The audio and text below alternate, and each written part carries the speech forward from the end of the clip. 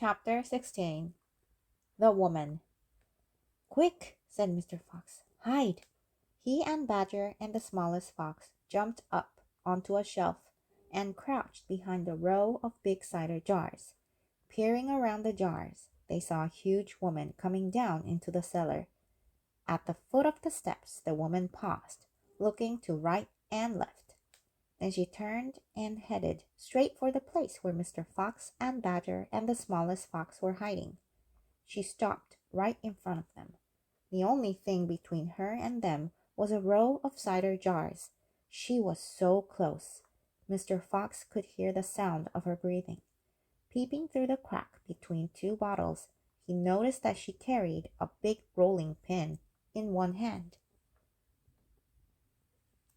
"How many will he want this time, Mrs. Bean?" the woman shouted. And from the top of the steps the other voice called back, "Bring up 2 or 3 jars."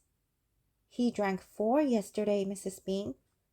"Yes, but he won't want that many today, because he's not going to be up there more than a few hours longer. He says the fox is bound to make a run for it this morning. It can't possibly stay down that hole another day without food." The woman in the cellar reached out and lifted a jar of cider from the shelf. The jar she took was next, but one to the jar behind which Mr. Fox was crouching.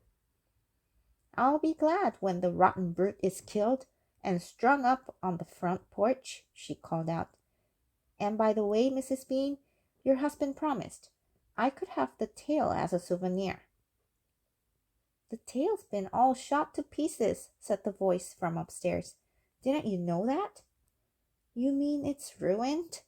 "Of course it's ruined. They shot the tail but missed the fox." "Oh, heck," said the big woman. "I did so want that tail." "You can have the head instead, Mabel. You can get it stuffed and hang it on your bedroom wall. Hurry up now with that cider." "Yes, ma'am, I'm coming," said the big woman, and she took a second jar from the shelf. "If she takes one more, she'll see us," thought Mr. Fox. He could feel the smallest fox's body pressed tightly against his own, quivering with excitement. "Will 2 be enough, Mrs. Bean? Or shall I take 3?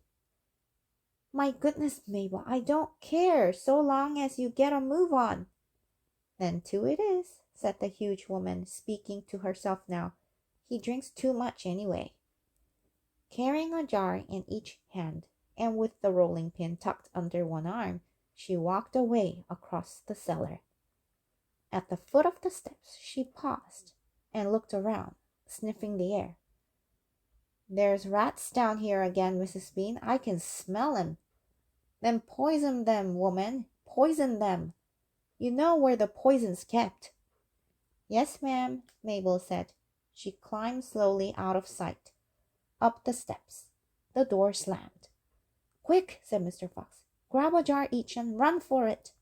Rat stood on his high shelf and shrieked. "What did I tell you? You nearly got nabbed, didn't you? You nearly gave the game away. You keep out of here from now on. I don't want you around. This is my place." "You," said Mr. Fox, "are going to be poisoned." "Poppycock," said Rat. "I sit up here and watch her putting the stuff down. She'll never get me." Mr. Fox and Badger and the smallest fox ran across the cellar, clutching a gallon jar each. "Goodbye, Rat," they called out as they disappeared through the hole in the wall. "Thanks for the lovely cider." "Thieves!" shrieked Rat. "Robbers! Bandits! Burglars!"